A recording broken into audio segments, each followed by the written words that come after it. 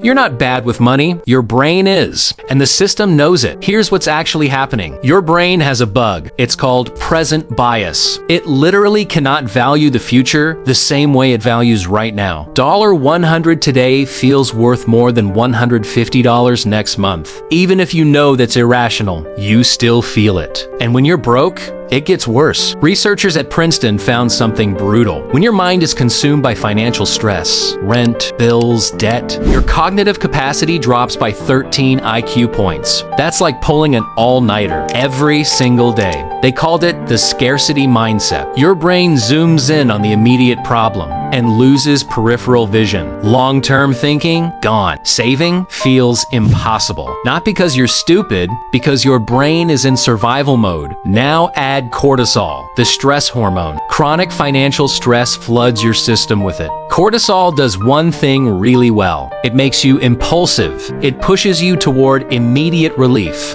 That's why people buy things they can't afford when they're stressed. It's not weakness, it's chemistry. There's even a name for it.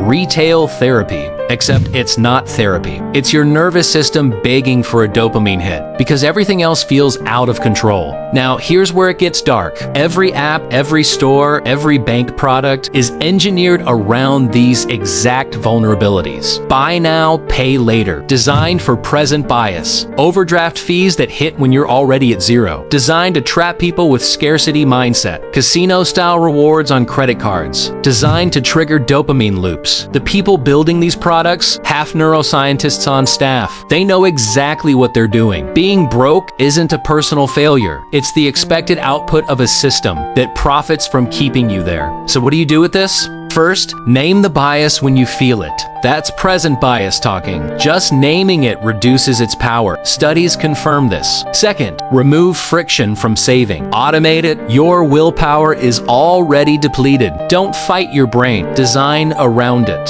Third, understand that the shame you feel about money is manufactured. It keeps you isolated. It keeps you from talking about it. And isolated people don't organize. Your brain isn't broken. It's doing exactly what a stressed brain does. The question is, now that you know, what are you going to do about it? If this hit different, share it with someone who needs to hear it. And subscribe. More of this coming.